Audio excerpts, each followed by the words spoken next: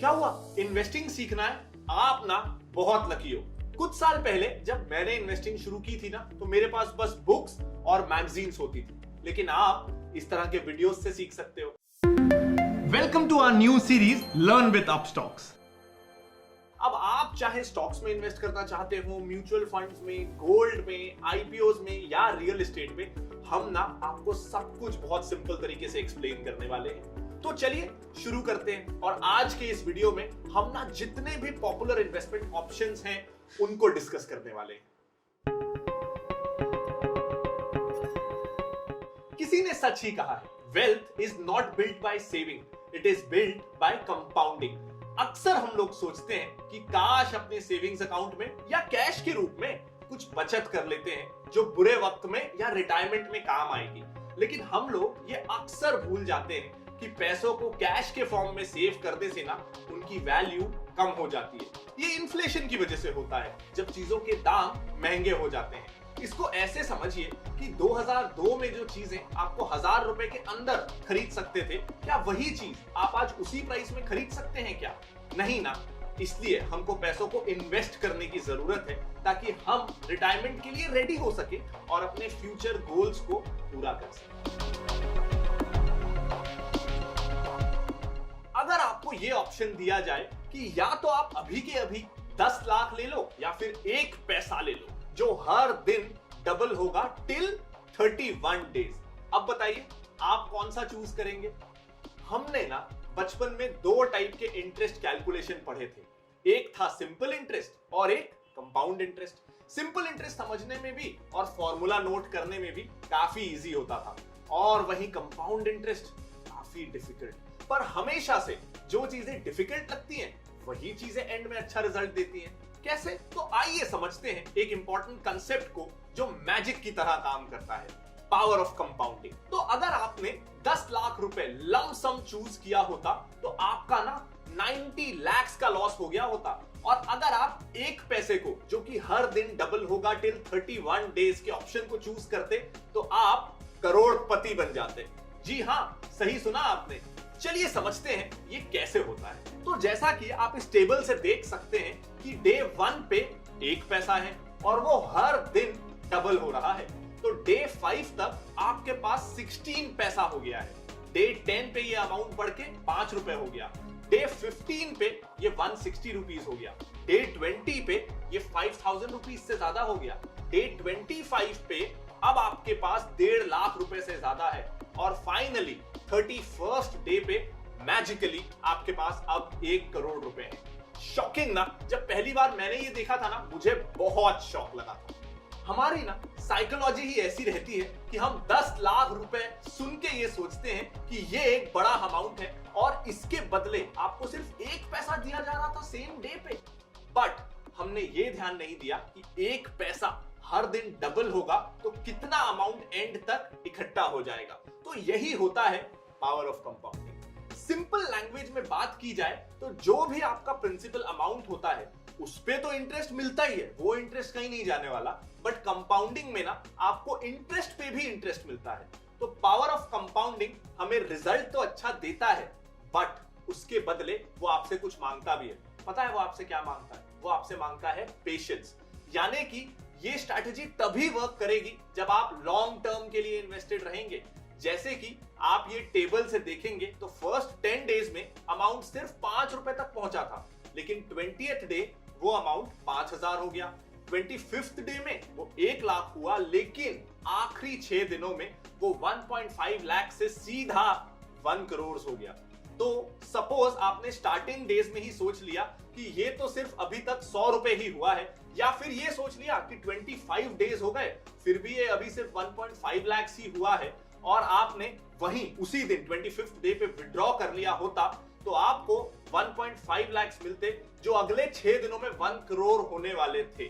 जब हम कोई प्रॉपर्टी या गोल्ड देखते हैं कि उसकी वैल्यू आज के डेट में कितनी बढ़ गई है, हमारे दिमाग में ना ये जरूर आता है कि काश इतने साल पहले उस प्रॉपर्टी या गोल्ड को खरीद लिया होता या इन्वेस्ट कर दिया होता तो कितनी वैल्यू बढ़ गई होती, और फिर हम रिग्रेट करते हैं कि क्यों हमने जल्दी शुरुआत नहीं की। हम अपना पैसा फिक्स डिपॉजिट में पार्क कर देते हैं और सोचते हैं कि हम काफी पैसा कमा रहे हैं, लेकिन ऐसा सच में होता नहीं है। एफडी में तभी इन्वेस्ट कीजिए जब आप कोई रिस्क नहीं लेना चाहते हो, लेकिन फिर आप ये उम्मीद मत कीजिएगा कि ये आपको रिटायरमेंट रेडी बना देगा, क्योंकि बैंक आपको ना आजकल 5-6% का रिटर्न देता है एफडी पे।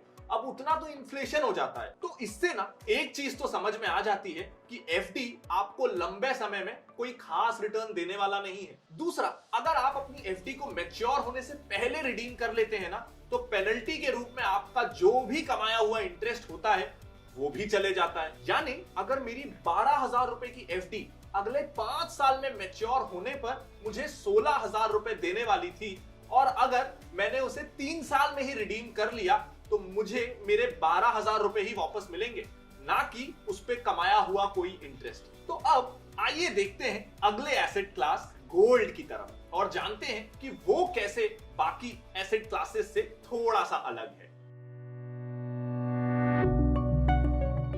तो क्या आपको पता है कि दुनिया का ना 11 से 12% गोल्ड इंडियन विमेन के पास है, लेकिन क्या ये सही इन्वेस्टमेंट ऑप्शन है? क्या सच में हमें इसे इन्वेस्टमेंट जैसे सोचना चाहिए? तो क्या गोल्ड ज्वेलरी खरीदना एकमात्र ऑप्शन है गोल्ड में इन्वेस्ट करने का? आइए जानते हैं। गोल्ड पहनते टाइम आपको कितनी चीजों का ध्यान रखना पड़ता है। उसके गिर जाने का, चोरी हो जाने का डर ना हमेशा बना रहता है। दूसरा, आपको उस पर मेकिंग चार्जेस यहां तक कि 3% जीएसटी भी देना पड़ जाता है, जिससे गोल्ड खरीदते टाइम ना काफी महंगा हो जाता है। तीसरा, आप इसको छोटी क्वांटिटी में नहीं खरीद सकते, यानी कि आप इसको 100 रुपए या 200 रुपए में नहीं खरीद सकते। और सबसे बड़ा लॉस ये रहता है कि इस पे आपको कोई रेगुलर इनकम मिलती ही नहीं, यानी आपको सालाना या महीने में कोई इंटरेस्ट पेमेंट नहीं मिलती। इन्हीं कमियों को दूर करने के लिए ना डिजिटल गोल्ड आया। ऐसे समझिए कि जैसे आप 1 ग्राम का गोल्ड कॉइन खरीद रहे होते हैं, तब आपको 5,000 रुपए देने पड़ जाते हैं। लेकिन डिजिटल गोल्ड में अगर 5 और निवेशक हैं जो गोल्ड कॉइन चाहते हैं, तब उसकी वैल्यू ना 5 लोगों में बढ़ती चली जाती है। यानी अब वही गोल्ड कॉइन 5 लोग मिलकर अफोर्ड कर सकते हैं। तो डिजिटल गोल्ड में सेफ्टी का कोई खतरा नहीं रहता, क्योंकि जिस कंपनी से आपने डिजिटल गोल्ड खरीदा होता है वो आपको 100 रुपए या 200 रुपए में भी गोल्ड खरीदने का अवसर प्रदान करती है। सेफ्टी और सिक्योरिटी का सरदर्द भी ना उस कंपनी का होता है और वो उनकी जिम्मेदारी होती है। और इस पर ना कोई मेकिंग चार्जेस भी नहीं देना पड़ता, क्योंकि ये डिजिटली हेल्ड कॉइन्स होते हैं। लेकिन इसमें भी आपको 3% जीएसटी देना पड़ जाता है, यानी सब कुछ अच्छा है ऐसा नहीं हो पाता। और इस पे भी आपको कोई रेगुलर इनकम भी नहीं मिल पाती। इन्हीं कमियों को दूर करने के लिए आ गया एक और ऑप्शन गोल्ड खरीदने का, जो है सॉवरिन गोल्ड बॉन्ड। तो सॉवरिन गोल्ड बॉन्ड ना आपको 2.5% का एनुअल इंटरेस्ट पेमेंट देता है, और अच्छी बात यह है इस पे कोई आपको जीएसटी भी नहीं देना पड़ता। सेम गोल्ड की तरह इस पर भी आपको वही वाला कैपिटल एप्रिसिएशन होता है, और सबसे अच्छी बात है कि आप इसे शेयर की तरह ट्रेड कर सकते हैं। अब हम चलते हैं अगले एसेट क्लास की तरफ। जब भी किसी कंपनी को पैसों की जरूरत होती है तो वो 2 तरीकों से फंडिंग करवाते हैं। पहला होता है इक्विटी फाइनेंसिंग, जिसमें कंपनी के ओनर्स अपने शेयर्स को मार्केट में सेल ऑफ करते हैं। मतलब अगर ओनर के पास 100% स्टेक है कंपनी का और वो चाहता है कि उसमें से वो 10% शेयर्स को मार्केट में नॉर्मल पब्लिक के लिए लिक्विडेट करना चाहता है, तो फिर जब पब्लिक उस शेयर को खरीदने के लिए जाएगी आईपीओ में, तो उसके लिए वो पैसे देगी और ये पैसे आ जाते हैं कंपनी के पास। अब अगर कंपनी नहीं चाहती कि वो अपने स्टेक्स को बेचे, ओनर अगर अपने शेयर्स नहीं बेचना चाहता, तो अब एक दूसरा तरीका होता है। वो तरीका होता है डेट फाइनेंसिंग का। इसमें कंपनी चाहे तो बैंक से लोन ले सकती है या फिर बॉन्ड या डिबेंचर इशू कर सकती है। तो जब नॉर्मल पब्लिक इन बॉन्ड्स या डिबेंचर्स में इन्वेस्ट करती है तो कंपनी को पैसे मिलते हैं। बट जनरली ना लोगों को ये बहुत बड़ा मिसकंसेप्शन होता है कि बॉन्ड्स एंड डिबेंचर्स तो सिमिलर ही होते हैं। तो चलिए आज हम यही समझेंगे कि आखिर बॉन्ड्स और डिबेंचर्स में क्या सिमिलैरिटीज है और मोर इंपॉर्टेंटली क्या डिफरेंस है। तो दोनों ही चीजें, बॉन्ड्स एंड डिबेंचर्स में ये सिमिलैरिटी तो होती है कि ये दोनों ही एक तरीके का लोन है किसी भी कंपनी के लिए, और दोनों पे ही फिक्स्ड इंटरेस्ट रेट होता है, और ये लोन एकदम फिक्स्ड टाइम पीरियड के लिए होता है। तो अब ना ज्यादा इंपॉर्टेंट चीज की बात करते हैं। अब बात करते हैं दोनों के बीच के डिफरेंसेस की। तो बॉन्ड जनरली सिक्योर्ड लोन की कैटेगरी में आते हैं। इसका मतलब यह है कि कंपनी बॉन्ड्स जब इशू करती है तब वो पब्लिक को कोलैटरल में कुछ रखती है, ताकि कल को अगर कंपनी पे ना कर पाए तो उस पब्लिक को कोलैटरल यूज करके अपने पैसे रिकवर करने का मौका मिल सके। वहीं दूसरी तरफ डिबेंचर्स ना सिक्योर्ड भी होते हैं और अनसिक्योर्ड भी होते हैं। अनसिक्योर्ड डिबेंचर्स में हम पर्सनल लोन का एग्जांपल ले सकते हैं, जिसपे हमें कोई कोलैटरल तो नहीं रखना होता, बट उसमें इंटरेस्ट रेट काफी हाई होता है। इवन अगर कंपनी कल को लिक्विडेट होने वाली होती है तो हमेशा कंपनी के एसेट से रियलाइज होने वाला पैसा पे करते वक्त बॉन्ड होल्डर्स को ना फर्स्ट प्रायोरिटी दी जाती है, और फिर आते हैं सिक्योर्ड डिबेंचर होल्डर्स, और फिर आते हैं अनसिक्योर्ड डिबेंचर्स। अब ना हम बात करते हैं अगले एसेट क्लास की, जो बहुत तेजी से पिछले कुछ सालों में इंडिया में पॉपुलर हुआ है। जनरली हम जब म्यूचुअल फंड्स में इन्वेस्ट करते हैं तो हमें यह लगता है कि हम सिर्फ शेयर बाजार में निवेश कर रहे हैं, बट ऐसा है नहीं। हम म्यूचुअल फंड्स के through gold, real estate, debt instruments and equity में भी इन्वेस्ट कर सकते हैं। तो ये चारों में आप म्यूचुअल फंड के जरिए इन्वेस्ट कर सकते हैं। लेकिन ज्यादातर म्यूचुअल फंड में रिस्क और रिटर्न की जब बात होती है तो लगता है कि रिस्क ज्यादा है, वोलेटिलिटी ज्यादा है, तो रिटर्न भी ज्यादा है, थोड़ा ऊपर नीचे हो सकता है। तो ये सारी चीजों की बात होती है इक्विटी म्यूचुअल फंड्स के कंटेक्स्ट में, यानी शेयर बाजार में जो एमएफ पैसा लगाते हैं उसके कंटेक्स्ट में। अब जानते हैं कि ये म्यूचुअल फंड्स जो है ना, ये वर्क कैसे करते हैं। जब अगर आपको 20,000 रुपए लगाने हैं और आप खुद इन्वेस्ट करना चाह रहे हैं, या फिर एडवाइजर के थ्रू, और उन्होंने आपको बोल दिया है कि एमआरएफ या पेज इंडस्ट्रीज या और किसी कंपनी का शेयर ले लो, तो अब ये एक एक शेयर ही ना 80,000 का है, तो वो एक शेयर ही आपके 20,000 के बजट के ऊपर हो जाता है। अब आपको तो लगाना ही 20,000 रुपए है, तो आप कैसे खरीदेंगे एमआरएफ जैसे शेयर को? आप नहीं खरीद पाएंगे। तो ये एक प्रॉब्लम है डायरेक्ट या फिर एडवाइजर्स के थ्रू जाने में। लेकिन म्यूचुअल फंड क्या करता है? म्यूचुअल फंड आपसे 500 रुपए लेगा और किसी और से वो 500 रुपए और लेगा, और ऐसे रेज हो गए कई लोगों से 50,000 रुपए। मान लीजिए 100 लोगों से म्यूचुअल फंड ने 500 रुपए ले लिए, और ऐसे कुल मिला के म्यूचुअल फंड के पास आ गए 50,000 रुपए। अब उसने 2 शेयर खरीद लिए पेज इंडस्ट्रीज के। तो अगर आप अकेले होते तो आप पेज इंडस्ट्रीज का शेयर तो खरीद नहीं पाते, वो आपके बजट के ऊपर हो जाता। लेकिन अब आपके जैसे 100 और लोग मिल गए और सबने मिलके पेज इंडस्ट्रीज के 2 शेयर्स ले लिए। अब 100 लोग हैं लेकिन शेयर्स तो 2 ही हैं, तो वो बटेंगे कैसे, स्प्लिट कैसे होंगे? तो इसके लिए एमएफ वो 2 शेयर्स खुद खरीद लेगा म्यूचुअल फंड अपने नाम पे, और आपको ना वो शेयर्स नहीं देगा, वो म्यूचुअल फंड के यूनिट आपको देगा। यानी कि मान लीजिए कि 25-25 हजार के 2 शेयर्स खरीदे गए, तो 50,000 का टोटल इन्वेस्टमेंट हुआ।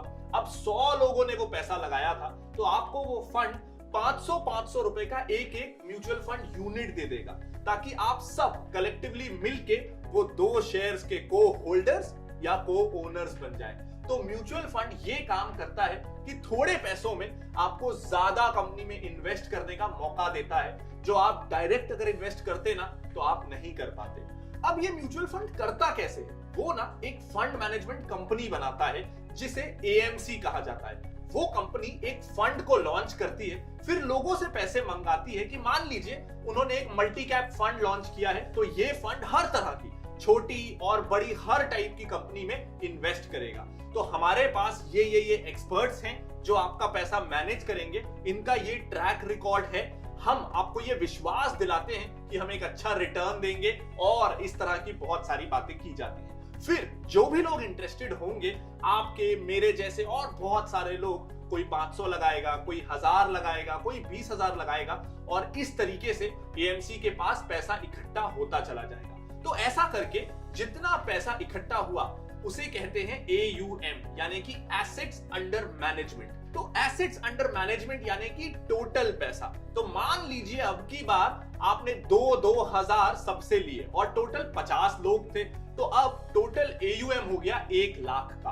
अब वो AMC एक फंड मैनेजर अपॉइंट करती है, जो कि एक एक्सपर्ट होता है शेयर्स को पिक करने में। तो वो अब इस 1 लाख रुपए को कहां कहां इन्वेस्ट करना है, इसकी एक स्ट्रैटेजी बनाएगा। 10,000 किसी शेयर में, 5,000 किसी और शेयर में, ऐसे करके वो लाख रुपए को इन्वेस्ट कर देगा शेयर बाजार में और आपको मिल जाएगा उस म्यूचुअल फंड स्कीम के यूनिट्स, जिसे आप जब चाहें तब बेच सकते हैं। 2 दिन में पैसा ना आपके अकाउंट में आ जाएगा। अब जैसा कि हमने म्यूचुअल फंड के कंसेप्ट के बारे में समझा, जिसमें बहुत सारे लोग एक म्यूचुअल फंड कंपनी को पैसा देते हैं और फिर फंड मैनेजर उसे अलग अलग कंपनीज में एलोकेट करता है, तो यहां तो रिस्क डाइवर्सिफाई हो जाता है। बट अब ना हम बात करते हैं डायरेक्ट इक्विटी की, जिसको हम कहते हैं शेयर बाजार में निवेश या स्टॉक मार्केट इन्वेस्टमेंट्स। तो यहाँ पे आप किसी एक पर्टिकुलर कंपनी के शेयर्स में इन्वेस्ट कर रहे होते हैं, जिससे ना आपको उस कंपनी की पार्शियल ओनरशिप मिल जाती है। जी हाँ, अगर आपने रिलायंस का शेयर खरीद लिया तो आप भी रिलायंस के पार्शियल ओनर हो गए। बट जनरली लोगों के दिमाग में ना ये डर हमेशा रहता है कि स्टॉक मार्केट तो रिस्की है, इसमें बहुत सारा रिस्क है। तो ऐसे में क्या सच में आपको शेयर बाजार में या स्टॉक मार्केट में डायरेक्टली बिना किसी एक्सपर्ट की मदद के इन्वेस्टमेंट करना चाहिए? क्या स्टॉक मार्केट में डायरेक्ट इन्वेस्टमेंट का कुछ फायदा है भी या नहीं? तो जैसा हमने देखा कि इक्विटी, चाहे वो म्यूचुअल फंड हो या स्टॉक्स, दोनों ही, क्योंकि वो इक्विटी है तो वो बॉन्ड्स, डेट या एफडी से ज्यादा रिटर्न्स तो देते हैं, लेकिन हमको कंपैरिजन करना है डायरेक्ट इक्विटी का एमएफ से। तो अब अगर हम डायरेक्ट इक्विटी और म्यूचुअल फंड इन दोनों को कंपेयर करें ना, तो कंपैरेटिवली यस, स्टॉक्स में थोड़ा रिस्क ज्यादा होता है। बट वहीं अगर आप शेयर चूज करते हैं तो रिटर्न्स भी उतने ही अच्छे होते हैं जैसा आपने शेयर चूज किया है उसके हिसाब से। यहाँ पे ना रिटर्न्स आपके हाथ में होते हैं। इवन स्टॉक्स में आपको एमएफ से ज्यादा कई बार लिक्विडिटी भी मिल सकती है, क्योंकि अगर आपके मान लीजिए म्यूचुअल फंड में 20 स्टॉक्स हैं, जिसमें से आप किसी 2 स्टॉक में इन्वेस्ट नहीं करना चाहते, तो स्टॉक्स में आपके पास ये ऑप्शन है कि आप उन 2 स्टॉक्स को मत खरीदो। अगर आप म्यूचुअल फंड में इन्वेस्ट कर रहे हैं तो फंड मैनेजर ने आपका पैसा जिस स्टॉक्स में लगा दिया, अब हो सकता है उसने 10 स्टॉक्स पे पैसा लगाया जिसमें से 2 आपको पसंद नहीं है, तो आप कुछ नहीं कर सकते। आपको वो 10 स्टॉक्स में ही आपका पैसा लगा है और वही आपकी किस्मत है। बट वहीं अगर आप जब डायरेक्टली स्टॉक्स में इन्वेस्ट कर रहे हैं, तो कब किस शेयर से निकलना है, कब पूरा बाजार से ही निकल जाना है, कब किस शेयर में पैसा लगाना है, ये टाइमिंग पूरे आपके हाथ में होती है। तो डेफिनेटली रिस्क ज्यादा है क्योंकि डिसीजंस आप ले रहे हैं, लेकिन अगर आपको नॉलेज अच्छी है तो रिटर्न्स भी ज्यादा मिल सकते हैं। कंडीशन ये है कि आपको नॉलेज होनी चाहिए।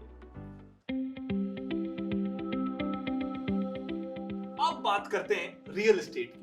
रियल एस्टेट को ना हमेशा से एक कन्वेंशनल और पॉपुलर एसेट इंडिया में माना जाता है इन टर्म्स ऑफ इन्वेस्टमेंट।